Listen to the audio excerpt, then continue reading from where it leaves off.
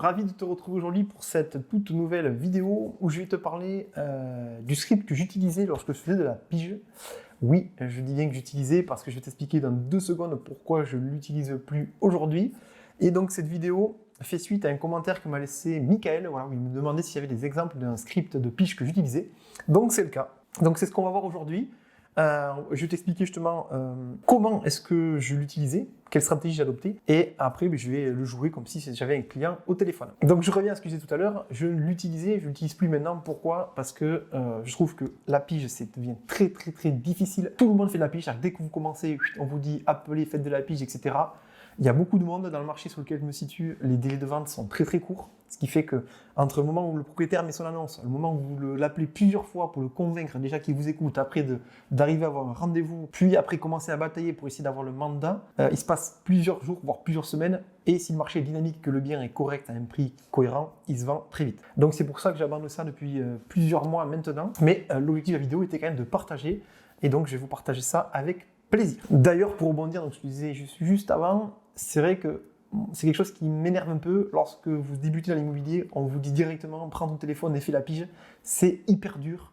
Pour moi, ça revient à prendre son téléphone et faire de la pige quand on n'a jamais fait.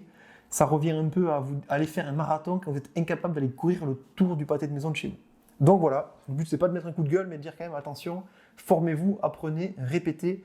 Et vous pourrez plus facilement y arriver. Donc je vais vous expliquer, je vous mets à l'écran rapidement comment est-ce que j'ai l'habitude de faire. Donc j'utilise PowerPoint, pourquoi? Parce que vous allez voir après, quand on appuie sur le bouton présenter, en fait on peut cliquer sur les boutons là et ça vous amène directement sur les bonnes slides sans que vous ayez rien besoin de faire, ce qui fait que votre téléphone, vous n'avez pas besoin de réfléchir à ce que va vous dire l'autre, vous avez juste à écouter et par rapport à ça, vous adaptez votre discours de façon fluide. Donc l'idée va commencer directement par savoir déjà s'il y a la mention agent s'abstenir ou pas. Voilà, parce que ce n'est pas le même contexte quand on appelle. Donc je les marque. Donc vous voyez là par exemple, donc là j'appelle une personne par exemple qui n'a pas qui a mis agent s'abstenir. Donc je lui dis directement, hein, j'ai bien lu que vous avez marqué agent s'abstenir et je voulais juste vous demander, pouvons-nous discuter 1 à 2 minutes gentiment et sans préjugés? Est-ce que c'est possible? Voilà, l'idée c'est de dédramatiser directement la situation, d'avoir une phrase un petit peu différenciante par rapport à ce que peuvent faire les confrères. Et du coup, c'est vrai qu'il va dire ah ben tiens, c'est marrant, vous n'avez pas le même discours, allez-y, dites-moi ce que vous avez à me dire et on verra bien. Donc voilà pour ça. Donc moi, ma stratégie c'est quoi?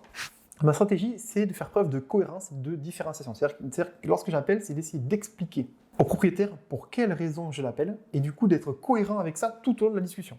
Par exemple, c'est quoi? C'est que là, je vais cibler, par exemple, on va dire que, imaginons pour le scénario, j'appelle un studio et que ce studio-là, je veux le vendre à une typologie de biens précis qui sont les investisseurs. Donc du coup, il faut que j'ai tout un cadre par rapport à ça, que ça soit bien huilé. On va le voir après.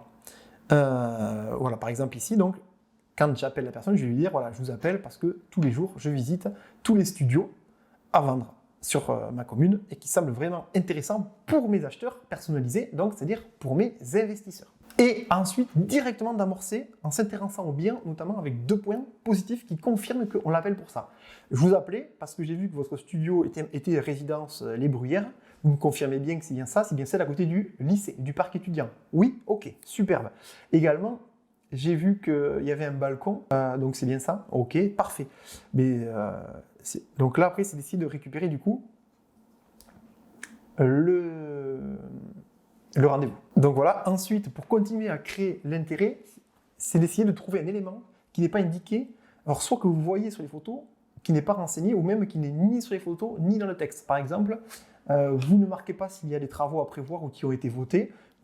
Est-ce que c'est le cas ou pas? Alors, il va vous dire non, la résidence, ça se passe bien. Mais parfait, c'est justement pour ça qu'il faudrait que je vous vienne. Quand est-ce que je peux vous rencontrer? 2e proposition de rendez-vous. Moi, je conseille de ne pas aller au-delà de 3 propositions de rendez-vous parce qu'après, ça commence vraiment à être insistant et on risque faire mauvaise impression. Donc voilà, on continue. Et en fait, après, tout mon script est basé sur quoi? Sur le fait de, lorsqu'on a une objection, c'est de prendre l'objection, de lui redire qu'on a compris son objection en lui reformulant et de lui mettre d'autres questions pour essayer de creuser cette objection-là et de susciter son intérêt. Donc voilà, et donc comme je disais à la fin, donc, si on a des oui, on a des non, mais pas plus de 3, et si on a 3 non, de prendre congé. Donc je vais le jouer maintenant pour qu'on puisse faire comme si c'était donc un propriétaire. Donc c'est parti, donc je me mets en mode présenter, et là, magie du script.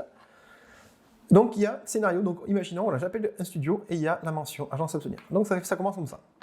Bonjour, c'est Cédric X, conseiller immobilier. Je vous appelle au sujet de votre studio. J'ai bien lu que vous aviez marqué agent s'abstenir et je voulais juste vous demander, pouvons-nous discuter 1 à 2 minutes, gentiment et sans préjugés, est-ce que c'est possible?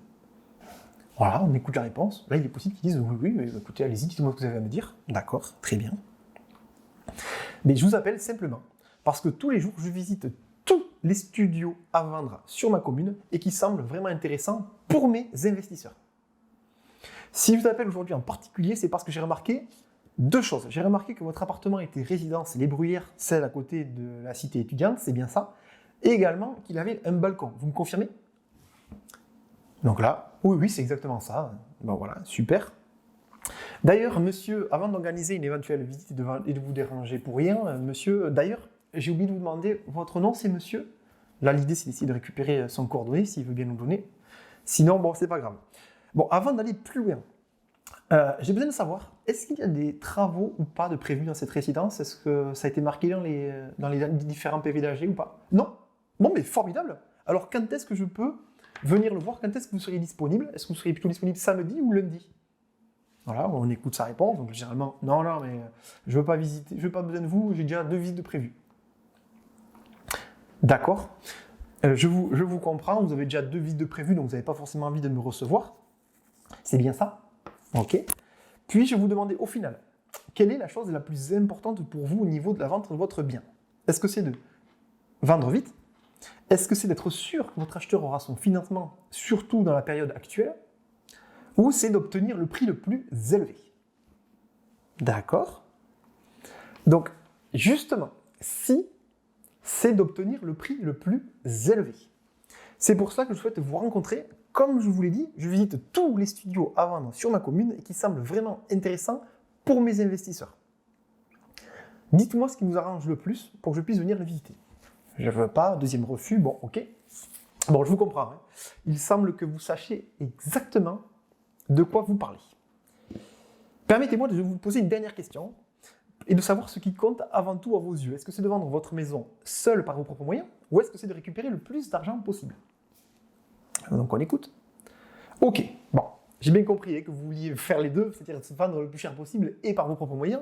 Je vais vous demander alors, imaginons que je trouve un acheteur solvable, prêt à payer votre prix et à accepter vos conditions. Vous obtenez ce que vous souhaitez, les honoraires décomptés, bien entendu. Ce serait bien que l'on en parle, n'est-ce pas? Donc là, il va encore nous dire non, machin, je ne veux pas. Donc, 3e refus. Dans ce cas-là, il faut abréger la conversation. Bon, je vous comprends tout à fait.